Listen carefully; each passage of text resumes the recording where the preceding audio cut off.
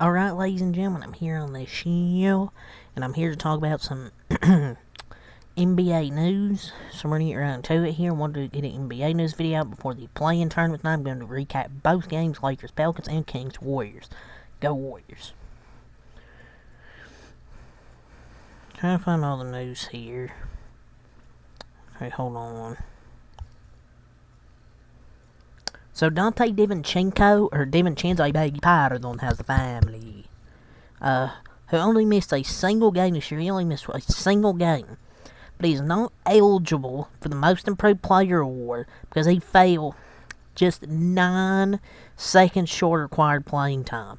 Players need to have participated in at least 50 games for minimum of 20 minutes each to qualify for postseason awards. The NBA really cares about 9 damn seconds. I mean, either Tyrese Maxey is still winning the award either way, but still, having votes for runner-up in general improves the perception of him for the larger NBA fan base. But just like 9 seconds, dude, the same guy who played 52 minutes the last game, by the way.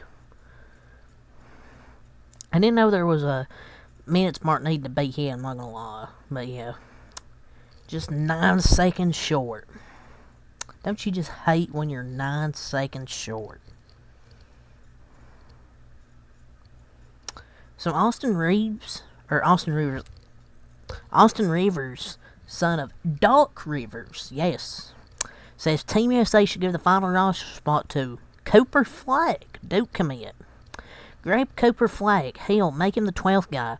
The experience it would give him, you're talking about grooming players for tomorrow and what that experience would do for these young talented players, especially in draft class where you don't have a lot of star power. Throw the biggest star in there. Throw Cooper Flagg in there. It makes sense. It's honestly not a bad take. I mean, Kyrie, Brunson, PG, but they did the same thing with AD, I believe, too. Team USA did one time. But I mean, there's a bunch of other players you can have instead of a 17-year-old kid that's just now entering college. So, I get it, but I don't know. We'll see, but I doubt that would happen.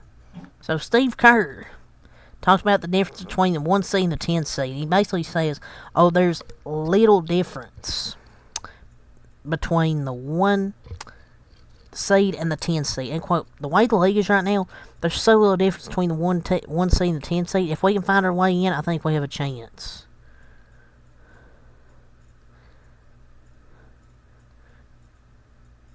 I mean,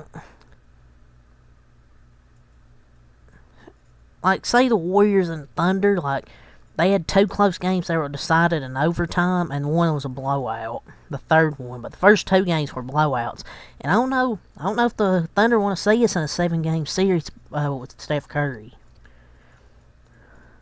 But he's right. I mean, the Warriors or Lakers could be OKC in a series. I think the Warriors match up well with the experience, and the Lakers have played the Thunder well this year. Maybe the 6th seed and 10th seed, but definitely not the 1st and 10th.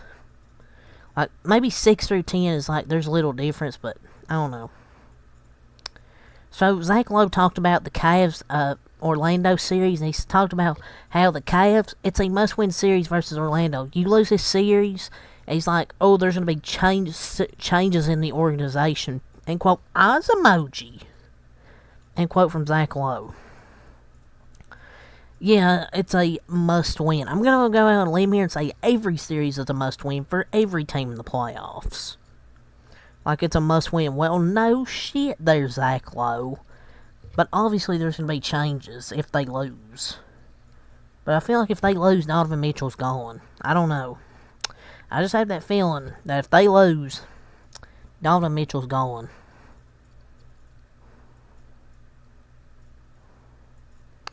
So, Luka Doncic basically talked about the difference between now versus the last 2 series versus the Clippers, and via Noah Weber 0-0, and 3 words, end quote, we have end quote, Kyrie Irving.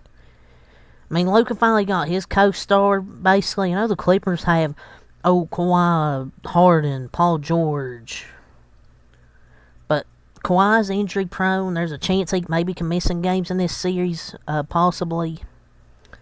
I don't know. And I like the way like the additions they've got with Daniel Gafford, PJ Washington. I think they're going to beat the Clippers here possibly in round one. I don't know who I picked to win. I might have picked the Clippers, but I'm not sure. Can't remember. But we'll see. Colin Cowherd on the Colin Cowherd Show basically blasted Team USA's 2024 Olympic team. Take LeBron James and Steph Curry off this roster. Yeah, it's famous.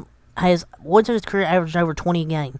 I get the greatest shooting guard ever. MJ, you get 22-year-old Ant Robinson. I don't understand how people like this get TV time with horrible take after horrible take. Horrible takes generate engagement, but... And bro said Ant Robinson. Nobody knows who the hell Ant Robinson is. Are you trying to say Anthony Edwards? Guess rent was due, because dude was just talking. Bro said Ant Robinson. Nobody knows who the fuck that is. It's still a good roster. Besides, you have KD, Booker, Embiid, Jason Tatum, Drew Holiday, AD, Anthony Edwards, Halliburton. A bunch of good young stars with veterans. Kendrick Perkins via the Michael K. Show. He called out Charles Barkley and Shaquille O'Neal. It's obviously that they don't watch basketball. I'm serious. They can't watch basketball on a consistent basis. The only time they actually probably watch the Knicks are when they're covering the Knicks on their game nights. Why is he talking about whether people watch basketball or not? He's the last person who should call me if others watch basketball. I know that ain't who I think that is saying this. It's so ironic. Because he has bad takes too, so like, why is he talking? Look, I like Brandon Podziemski. Probably my second favorite rookie out of the draft. Obviously, besides Trace Jackson Davis. Both my Warriors. He has him all defense or something. Like, he's a great defender, but I don't know about all defense in a rookie year. Via Andy B. Larson. Danny Ainge says the Jazz are ready to make a big splash this summer. End quote, we're ready to go big game hunting. End quote, eyes emoji. Jazz are going to be looking for free agents and be like, oh, who can we get? I don't know who they can even get. I don't know if anybody wants to go to Utah. I don't know if anybody wants to play there. I mean, they had Gobert and Mitchell, and they both got traded, and they wanted out of there. So, On You Raup Bedham for the Bulls has been diagnosed with a detached retina, and his right eye will be out for the remainder of the postseason per Chicago Bulls. I don't know how that happens. I guess it just happens.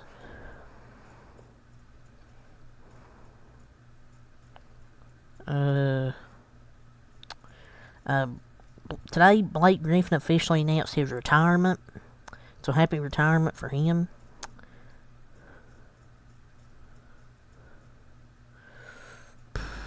Lou Will thinks the Nuggets would rather play the Pelicans instead of LeBron in the first round.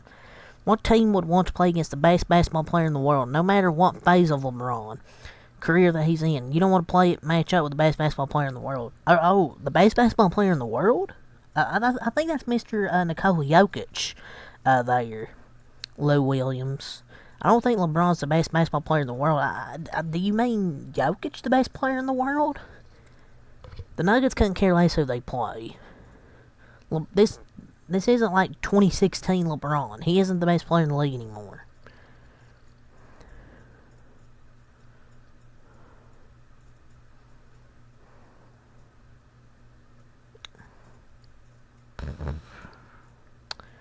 Draymond Green thinks the Clippers should start Russell Westbrook to defend Kyrie Irving. At some point in this series, Ty Lue's going to have to scrap Russ off the bench and move him into the starting lineup in order to win this series. That's my take. I mean, no star is going to get, quote, stopped. He will make it harder for Kyrie, and that's all he can do. He's not going to completely stop him, but hopefully for them, he can at least limit them. Anthony Simons, he's tired of losing on the Portland Trail Blazers. We don't want to have another year like this. My 6th year is now done.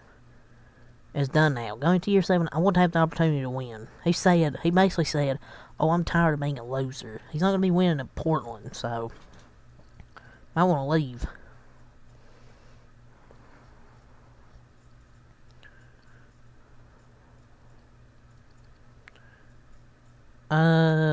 Via Sirius XM NBA, someone say Brandon Podziemski deserves to be on All-Rookie First Team.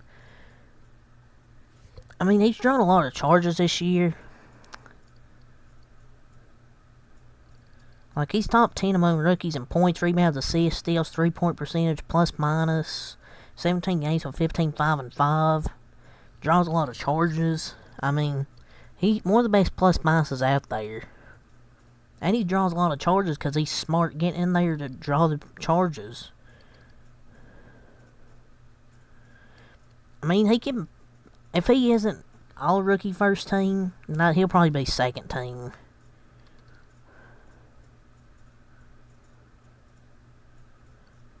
And he fits, and I think he can fit that role nicely with GP2 being out tonight against Sacramento. So, Kawhi Leonard is reportedly has a lot of swelling in his knee, per Chris Broussard.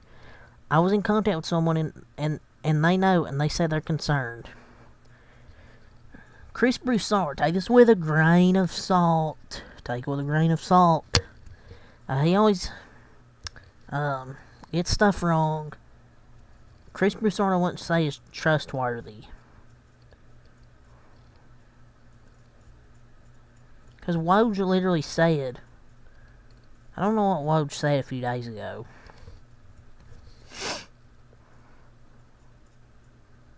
But I mean, Woj said this a few days ago. There's going to be a possibility.